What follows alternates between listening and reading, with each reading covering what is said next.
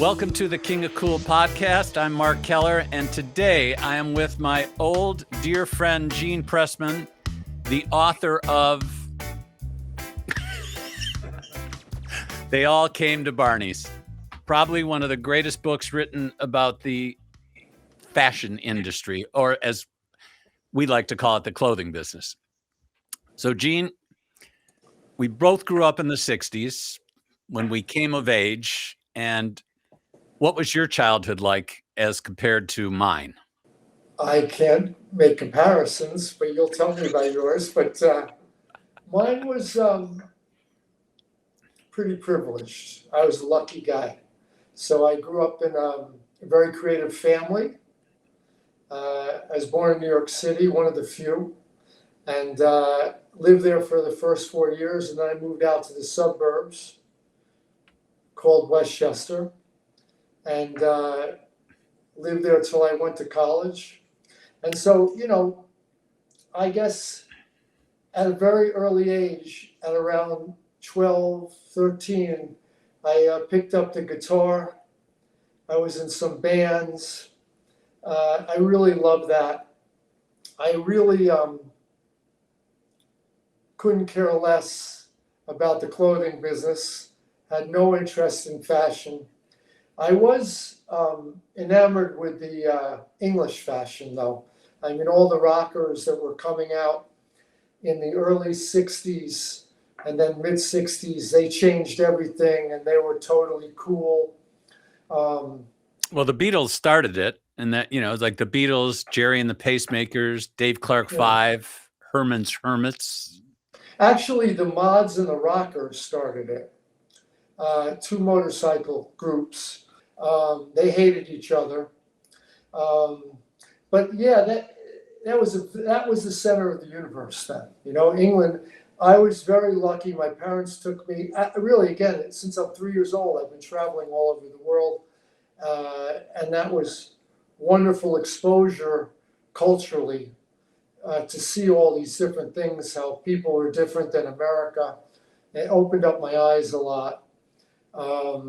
Getting back to the music scene, that totally influenced me. That my 3 other bandmates went to public school, and I went to this very highbrow private school that I hated.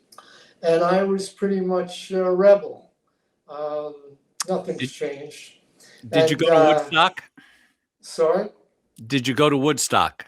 I did go to Woodstock, yes. So we were both there. So we have that in common. Oh, I didn't know that you went there. In the summer of '69 was after my freshman year at Syracuse, where I was a film major. I had a roommate. I believe it or not, I was in a fraternity house, which I have no idea why. Well, I sort of have an idea why. It was the other sex. Yes, and also of course. The drugs and rock and roll. But I hated the idea of fraternities. And he told me I should join this fraternity. And I said, okay. I'm presuming it was Sammy's. It was Sammy, yes. and I was my two of my my fraud brothers were Steve Rebellini and Schrager. So come on. Yep, and they started a club called Studio 54. Yeah, small little club that we used to go to. Wow. Yeah, so the party continued. So just going back a little bit quickly, I never studied. I did as little as I had to. I wasn't really into academia because it was forced, and I don't like anything forced. So we have that in common. But I got by. And when I went to my first year in college, I think I transferred to I must have beat the record. I transferred 4 different schools till I finally got into film school because I hated it all. It was never ending. It was one group after another. It was fabulous. It was also the end of the Beatles. And so he said to me, "Are you going to the festival?" And I go, "I don't know what you're talking about." And he goes, "Well, there's a big concert they're having at Woodstock. It just so happens that Syracuse was only like an hour and a half away, 2 hours max. And since we were driving from upstate down, there was no traffic. If you happened to be lucky enough to coming from New York, there were rock bands that had to take helicopters in because they couldn't get there. The traffic was so bad. I didn't have to deal with that. I took my 68 souped up 396 Camaro convertible, which was purple and white Of course inside. it was. It was really cool. I could drive anywhere I wanted. So I'm going into the park and I could see the the stage all the way in the distance. And no one was really there yet. And all of a sudden, this big dude on a motorcycle, my top's down, big dude on a motorcycle comes up to me and he goes, "Pull over." And I'm saying to myself, should I tell him to fuck off? Or should I pull over? And I had the good dude and the bad dude on either shoulder. And the good dude said, "Pull over." So I pull over, and about 100 of his buddies just whizzed on by. And I said, that was my first really good career move. And parked right on the side of the stage where I guess the emergency tent was. Mm-hmm. Which was very busy the whole time, by the way. Yes, it was. Because people were having, as you know, Bad acid. every 5 minutes, the guy on stage, I forget his name, would say, Chipmunk. Yeah, Chipmunk, "Come to meet Harry at the front of the stage, Emily," and blah, blah, blah. This went on all the time, if you remember. So anyway, it was a great concert, 3 days. To my amazement and the world's amazement, it was truly peace, love, and happiness. It'll never happen again. It was quite a moment if you were lucky enough to experience. Needless to say, the music was unbelievable. I had met a woman the year before in Rochester, New York at the US Open. And we stayed in contact. And when I heard about the show, I said to my best buddy, I said, "We should go." He said, "Great." So he calls me the day before. He said, I can't go. My dad needs me to work." So I got on a plane. I flew to Rochester, New York, stayed with her and her family for about, I think it was 3 days. And then I hitchhiked from Rochester down to the show. When I got there, it was Friday evening, pouring, walked at least 2 to 3 miles from the freeway. The gates were open. I'm almost positive either Melanie or Richie Havens was playing. Richie played first. So I get there, and my friends had said to me, "Meet us at the Hog Farm," which was Ken Kesey and the Merry Pranksters. They had this whole deal set up. So now it's pouring rain. I'm like, there's no way I'm going to find these people. So after the show was done at night, I ended up sleeping under a truck. Meanwhile, the only person that ever died at Woodstock got run over by a truck. Wasn't me, obviously. I didn't even know that anyone died. One person. Yeah. So the next morning, I wake up, Saturday morning, it was gorgeous, sunny, hot as hell. And I'm looking down through the bluff, and I see a Michigan license plate. There were my buddies. So much like you, we left Sunday afternoon because there was no way we were going to sit in all that traffic. Yeah, it was the thing that I remember most. I get like enamored and go on another planet, even without drugs sometimes. And so I sort of close stuff off. So I don't remember specifically a lot of the music or the bands or whatever. I do, because I was walking around. That's how I am. I like to absorb. So, but they also had stands, they actually sold drugs. And what was incredible to me is they had these really tough looking, big hatted state troopers standing at every one of these drugs, and which was whoever told them this was really smart.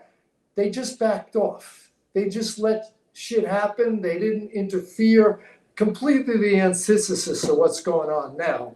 And because of that, it just let it be. They didn't want to cause hassles because it might have exploded into something really horrible, and it didn't. And that's why it was 3 days of just one of the most extraordinary experiences ever. It's hard to really describe what that was like because it never was that again. It's like anything else, just to draw an analogy, if people say to me, why don't you do Barneys again? Or, all these people are trying to do Barneys again. That ain't going to happen. Okay. Those days are over. And why would you want it to happen anyway? It needs to be something new and different. So, which we can talk about later. I remember that, we would practice all the time, and we would always practice at my lead guitarist's home, who was really quite a good, they were all good. This one guy was, I think he played drums and wings at some point. We had some good musicians, but anyway, I played bass. I could play guitar, but I played bass. So I remember we're like 16 maybe. We're smoking a joint. This is 1965, 66. We're smoking a joint in his basement, playing. His father walks down, and his father was a tough character. I don't know how I describe his sense of humor, but he's a big guy, and he said, "Is everything copacetic?" How did he even know? I didn't know how to respond to that, And then all of a sudden, the three of us just broke up laughing, It was like, and then he walked back upstairs again, which is pretty clever of him. My parents were incredible parents to me. My father would talk every single dinner, would be talking about his love, which was business and Barneys, but I wouldn't listen. I respectfully listened, but I wouldn't listen. One ear out the other. I understand. And he would be nonstop. So by osmosis, you knew something about the business, as did my other three siblings. But I had no interest, zero interest in being that business. And he was smart because he never pushed it on me, ever. And that's the first lesson I would tell anybody. Let people, find where the level is and that's right, and float up to it on their own. And you'll be surprised, 9 out of 10 times they'll gravitate there. So what were you wearing during the 60s and the 70s? Well, in the prep school, I had to wear a tie and a blazer, and it was very preppy. So, which seemed to have carried over, because whenever I used to see you, you always had on a blazer, striped shirt, and a pair of jeans, and a pair of Weegians, Bass Weegians, right? Which I still wear. No Clarks? No, Clarks are like fakes, and Weegians. They're always great value. Yeah, so I haven't changed. I still wear my button-down shirts. For the longest time, I wore Brooks Brothers, but then when Barneys started making their own beautiful shirts, and they were more tapered, I started wearing Barneys button-down. The thing I loved about Brooks Brothers, it had the roll, had the perfect roll. You'll understand this. The perfect roll. And if you unbuttoned it and left them loose, they were also great collars too. They figured it out, Brooks Brothers. I just didn't like all that material, but it was beautiful material. Those Oxfords, as they washed, they just was like silk. They just got so fabulous. You wore them. My father was the king of frayed shirts. He wouldn't. You couldn't get rid of his shirts, and that's me too. I find that to be something unique and special. Well, it's authentic. Because as a merchant, and I'm sure you can relate, the passion and love that you have for merchandise, feeling the goods. I know that's an obnoxious statement, but the truth feel of goods and the idea of explaining it, of articulating it to your customer, teaching them, showing them how it's made, how it fits, how it sits on the shoulder. People don't understand that. If you teach them, then they'll never stop learning. Then that's the key to building a customer, because then you own them. And then, so people don't understand that. They don't understand it. That's why if you do it right, brick and mortar is always going to win. I agree.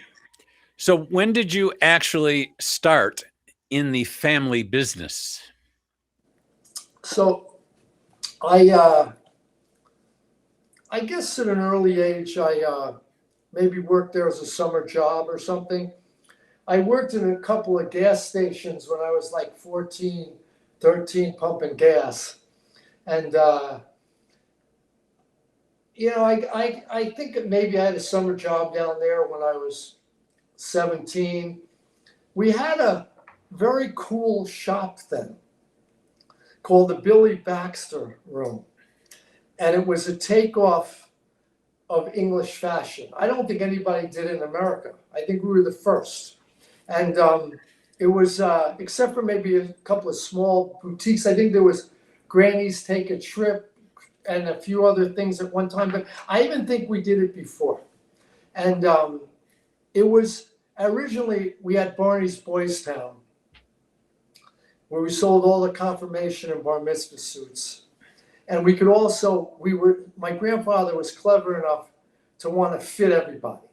So little chubby kids and little kids and tall kids. And, Barney's was famous for that. We were never out of his sight. And the same with men's too, portlies and extra talls and all of that. But anyway, the boys morphed, was Barney's Boys Town. It morphed into then sort of a young men's section, which got bigger and basically took over boys. And that it was the Billy Baxter Room, which had a Union Jack on the label. And I guess that was one of our first private label ventures, because it started saying Billy Baxter Room. We did that all over the place. The Madison Room, the Oak Room. My father gave these names. I remember they brought back some very cool jeans. The buyer did. This is before I started, from England. And I loved them. I never saw anything like them, because you had Wranglers and Levi's, whatever. I'm trying to think of the two names. Can you think of the English names in the beginning? If I mentioned to you, drawing a complete blank. I think this is before you, because you started in 75, right? Right. Yeah, so this is before you. This is like 72, 71. What was the name of that? It was a great company. I'll remember it.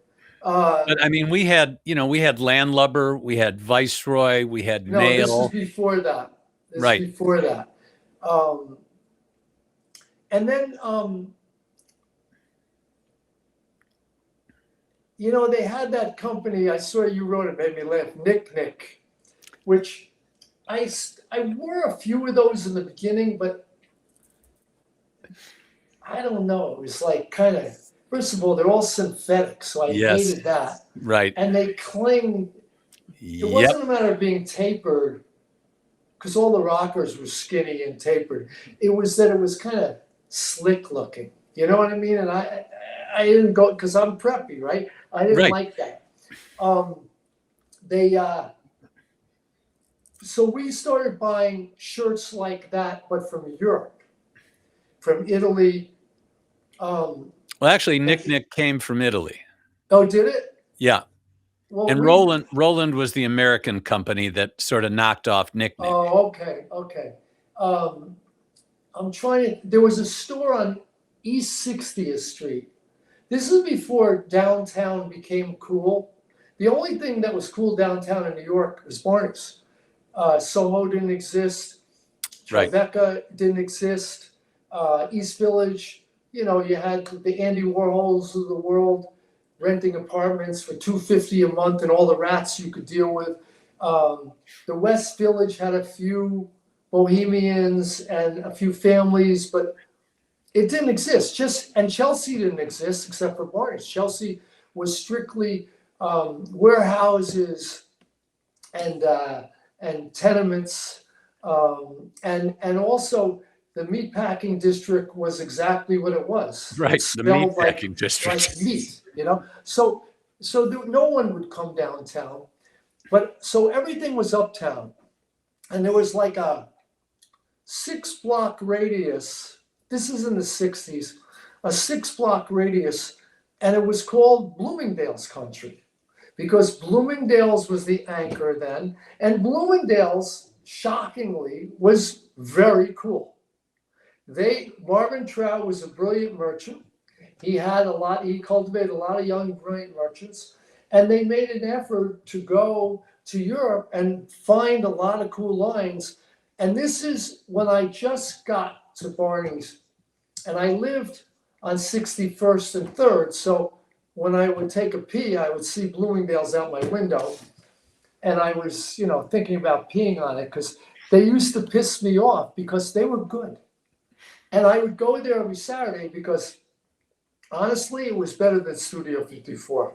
The action was insane, insane. My father, he was the creator of men's designer in this country. There's no question about it. In the 60s, and we opened up this building, a large building called the International House in 69. I know Murray Pearlstein copied him because he ended up opening something called the International House too later on, but we won't go there. It's like the Celtics being envious of the Knicks. I should say the Pistons as well, but they had their moments and they were good.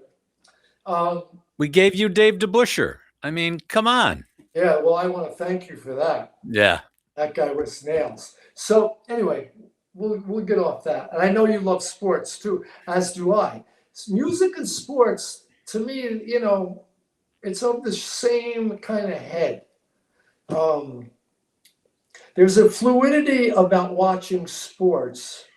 That's why I love the Knicks, because I love the way they play. There's a fluidity about sports that's very much like music. If you were a musician and you played in a band and you had that language among your bandmates, unless you've done it, you can't explain it, but it's subliminal. It's just incredible. And the same thing with fashion.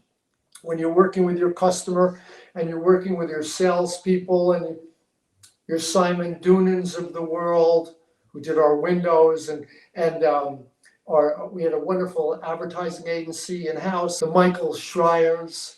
Or Michael Skidmore, depending on what year it is. To me, it's Schreier. He's always been Schreier. Okay, and that boy had great taste.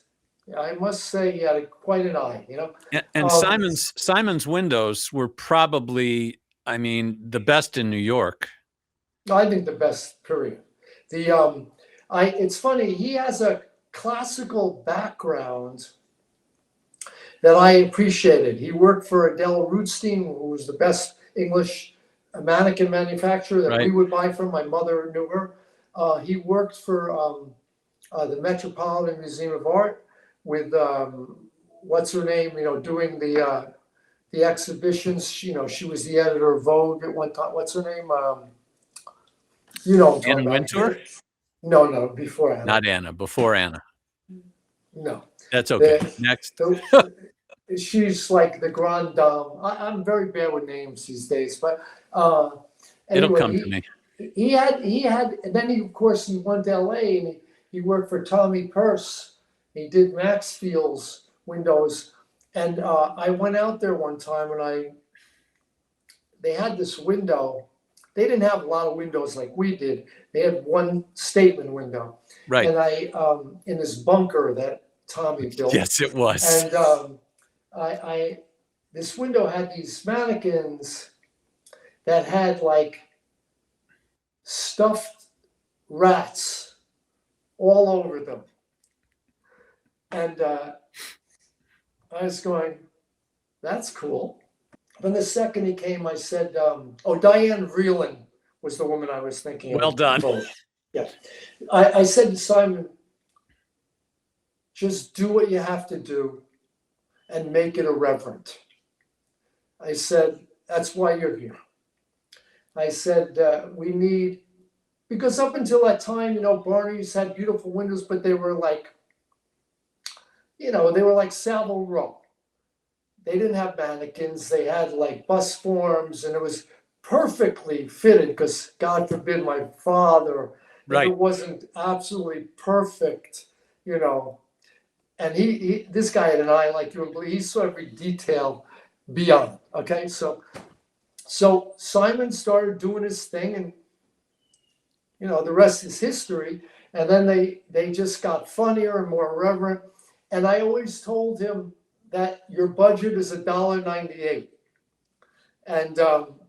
And you know what? He was so resourceful and so creative that he would like find things in junkyards and there were so many brilliant artists that, that worked or shopped at Barney's, worked in Chelsea or lived downtown, that they were our customers and they were happy to do it for free. That would never happen today, ever. No. And so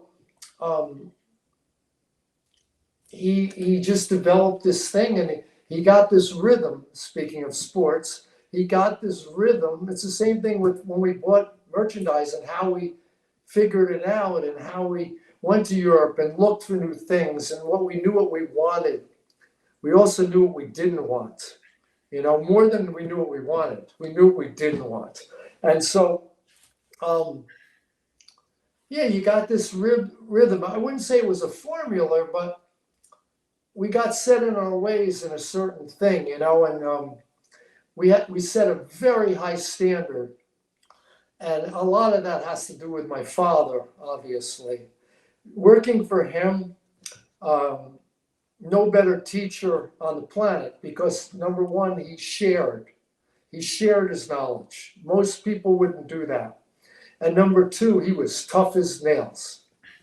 And he would do it in an elegant way, but it would kill you. It was kind of like, is everything copacetic? You know what I mean? And then drop the mic and walk out. Exactly. So, it was interesting. Well, it's funny that Terry Morrow, who worked for me for years after she left Barney's in Troy, I think Pam Pike was the woman who ran the store there. So whenever I would re-merchandise the store, she would always call me Simon. So it was like, they'd do something and I'd always end up changing it. And she'd always say, Simon, is it okay now? So, there is this weird sort of connection that, when you have that sort of eye and you know what you want, even though somebody tells you it shouldn't be that way, in your gut, you know that you're right. And I don't think that either you or I ever had,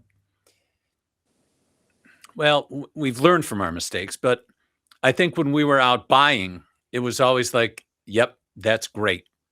Or I'd be in a showroom and somebody would say to me, well, this is our best selling item. And I'd be like, okay, what else do you have? I mean, I don't necessarily want what your best selling item is. But I digress. So Yeah, if someone would say that to me in a showroom, because I have a funny bit at Kenzo in the book, I would basically tell them to shut the fuck up or I'm leaving. I would basically tell them, go away. We got this. If I need your help, I'll come over. I appreciate it, but don't tell me the way everybody else bought it, because that's what'll happen. You know, buying everybody else bought it, because the other people, the merchants from the other stores, I'm not talking about stores like you, I'm talking about the big stores. I know. Forget about it. You know, it's like the accountants run the asylum. So, and I love that because we had such an advantage, even though we were big. If you could imagine this, because if you had you, but you were big, so you had the power of open to buy to do that. Can you imagine what you could have done? It'd be frightening, right? That's what I had. I And it agree. was- I agree. I mean, the only guy in our generation that sort of did that besides you was Dick Hayne, who opened Urban Outfitters. Oh. I mean, he got huge. You know, Mark, we did annual sales of just Madison Avenue. Forget about the 40 stores I had, right, wrong, or indifferent. You know how much the annual sales of Madison Avenue were? I'm going to guess, since I read the book and I don't remember, I'll Oh. say 120 million. $380 million in one store. And doing it our way, high fashion, expensive, in 230,000 feet. It's mind-boggling. It's mind-boggling. Well, Peter Rizzo, I don't know if you remember Peter. Yes, I do. He was head of our men's. He's terrific. I still talk to him. More in the suiting area, obviously. Right. And worked for my dad for 20-some years. So did Tommy Calandarian. I mean, Tommy worked at Barneys for 40 years. He's now the president of Zegna. Anyway, Peter left Barneys when we started going through all this shit, I think in 97, something like that, 98. I left in 98. And he went on to become president of Bergdorf Goodman. And he told me that Barneys did more business than Bergdorf did in their whole company. And we'd only been up there for a few years. And he knew that because he was president of the company. Right. They were in that location since the 20s. And Bergdorf had singly, I think, the best per square foot of any store in America. Right. Until you guys came along. Think about that. And I mean, we could talk about that later, but that was scary for me. Well, You know, I remember when you guys redid downtown, changed it all up. You had that big opening. What year was that? we're talking about the women's store, Yeah. 86. Because I had bought my Armani wedding suit in 81 at Barneys. So 86, you added women's. And then when did you open Madison? 93. And that was when that store opened, it was like something that nobody had ever seen before in New York. And even though Bergdorf's was there, I mean, you guys did it so much better and so much more interesting, because Bergdorf's was stuffy at best. You know, if you can imagine, because after I wrote the book, I was like, sort of an out of mind, out of body experience, because it's what I told you about my experience in Woodstock, that I was there, but I wasn't really there. That's how I kind of, when I was going through that whole growth thing, that's where I was at Barneys, because the enormity of the project was beyond. And first of all, downtown sensibility is so different than uptown that what risks are you taking into buying merchandise? We did $120 million downtown, which is pretty good. Now we had to project huge volumes uptown, huge increases in women's. Also, the customer was a little more conservative. Chelsea Passage grew quadruple. Restaurants, Co-op became huge. Cosmetics, huge. Shoe business, huge. And how about the army of buyers that I had? We had almost 4,500 people working for us at one point. I want you to think about that. And trying to keep it special. Okay? That was the challenge always. So 4,500 people, let's say at the peak when there was 40 stores. And how many were employed at Madison Avenue? I don't know, but a lot. I guess 500 or 600. I have no idea. And how did you decide? Was it your dad's idea? But how did you decide to do Fred's? How did you decide to do the restaurant? No, well, we had a restaurant downstairs when we first opened called Mad 61, which we partnered with a guy named Pino Largo, who was a very good restaurateur. And we built a huge atrium because part of the energy of building a big store is to get the interaction of customers with customers and seeing them doing things. You could see all kinds of activity, so it wasn't deadly. That's why we were the first store to ever open up big windows. We didn't close them up and hang things. Big atriums like the Guggenheim in our store, and the staircases. So the restaurant was built downstairs, and I loved it because when you went in the main floor of the women's store, which was really busy, and you look downstairs, you got the energy of the restaurant. And then the customers love that too, because they look upstairs, they're there.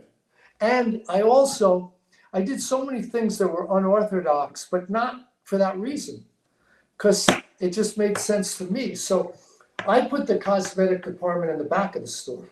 I hate when I went into Bloomingdale's and got attacked by the spritzers. The spritzers. I hate that. And anyway, women gravitate to the cosmetics, so why put them in the front? Bloomingdale's eventually put them in the back. Okay, so put them in the back, get them to go through jewelry and accessories and everything else, and then they'll go to the back of the store, and this way the whole store will be busy. So what's the first thing when we had to file bankruptcy in '96? What's the first thing that they wanted to do? Because the geniuses came in now, the number crunchers. They took the restaurant and moved it upstairs and put cosmetics downstairs. Like, I really want the smell of cosmetics downstairs, and looked at the thing. Did it work? Yeah, it worked, but it didn't work that great. But it wasn't my issue anymore. You know what I mean? They took the reins from me. So they moved the restaurant upstairs, and we had a great chef named Mark Strausman, who's still around, who worked for me at Coco Pazzo, we owned restaurants outside of Barneys. We owned La Madre, we owned Coco Pazzo, we owned Barney Greengrass in LA. We owned 13 restaurants. We were good at restaurants, because it was the same thing. Either do them right. Don't do a restaurant that's a restaurant in a store. Do a restaurant that can stand on its own and compete with any restaurant. You lost me because a guy they brought in, this restructuring guy, and I use the word disagreement lightly because I don't have disagreements. Okay, so I had a disagreement with this guy that he wanted to call it something, and I said, no, we're calling it Fred's. My father had just died a few months before, and I wanted to honor him. And the guy didn't want to do it. And I said to him in no uncertain terms, it ain't your decision. So he says to me, not in this particular sense, but this guy and I would go at it all the time. You can only imagine. He says to me, well, you know, because I built a boxing gym, a ring in my gym, and I've been boxing for like 20 years. He says to me, you know, I was in the military. He went to West Point. I used to box at West Point, which is pretty impressive, right? West Point. And he goes, and my record was pretty good. It was like 8-0 or something. And I said to him, how would you like to be 8-1? So now my next question would be, did he become 8-1? We never went there. Oh, come on. We didn't go there. The answer is probably, yeah, he would have been 8-1. But because you got to have something to fight for, right? You know that. That's why the Knicks won. You got to have something to fight for. Otherwise, that's why Barneys became what it was, because we were downtown, middle of nowhere. We weren't on a nice street in Birmingham or on 59th Street and 5th Avenue where they all live, or 61st and Lexington and 3rd. We had to get them down there, and we had a chip on our shoulder. We were angry all the time, and I don't know how my father did it, but for the longest time in the 50s and 60s, when he wanted to upgrade Barneys from being a men's discount store, nobody would sell them. Nobody. Went to Hickey Freeman, went to Oxford. Ralph wouldn't sell them for the longest time, but Ralph always respected my father, so he'd walk through the store. And then after my father would try and sell them, heart and soul, the guy would call him in a week, say, no, I don't think so. Because he would get pressure from Bloomingdale's, they launched them, you know, and Saks and whatever. And it really used to hurt my father. So my father was so frustrated that, and he would buy all these lines anyway, but he would just buy them. He would make all these deals with these mama and papa little southern stores. And he'd tell them, look, buy extra. I'll buy them from you. I promise I won't put your label in. And I'll give you a 30% spiff, if you know what that means. I'll put 30% on top of what you paid for it. And it's a no-brainer. And they did. And he got every line, and he was like this all the time. But he would never do that. I'd only do that. He was a gentleman. He got so frustrated that he and my grandfather decided to travel to Europe in the 60s. And they discovered lines, better lines than the ones that turned them down. And these Italian and English manufacturers and French manufacturers were so thrilled that a New York store would come there and want to buy their line that they were happy as hell. No questions asked. In fact, half of them I don't think ever even been to New York. So my father started getting these. He brought Zegna to this country. He brought Brioni to this country. He brought Kita to this country. No one ever heard of these lines. He went to a friend of his, Bruno Piatelli, who was the best tailor in Rome at the time, and said, Bruno, can I borrow your name, make a label, Bruno Piatelli for Barneys? You'll get a lot of publicity out of it when people come to Rome. They'll go to your shop, and I want to use your label, and I want to make some Italian clothes with it. This was the beginnings of license. No one ever did this. My father was a genius. I mean, but it was all by accident in a sense. Right. You know what I'm saying? So he had a chip on his shoulder, but I had a bigger chip because I'm a little bit more explosive. So I made them pay. You know, not only did I buy so many lines, especially in women's, like Alaya and Prada and Jill Sander Dries. and Dries and Helmet and Armani and Versace, Comme. you name it. Okay. Right. We had them exclusive. I went to Japan in '79 and found Comme des Garçons. No one ever heard of it. And of course, her boyfriend was Yohji Yamamoto. Charivari bought it next season. And the reason why he had men's before me is because I turned down the men's in Yohji because it looked like an expensive Brooks Brothers. The women's looked great. And so Yohji got pissed at me, and I love Yohji, and said, fuck you, I'm not gonna sell you. And I begged him for like 4 or 5 seasons till he finally sold me. And I never did that mistake again, but yeah, whatever it took, we went, and it was fun. Discovery's fun. This episode was brought to you by the Matilda by Mark Keller flagship store in downtown Birmingham at 227 South Old Woodward. Ask for Mark, ask for Izzy, ask for Lucy, or ask for Camille.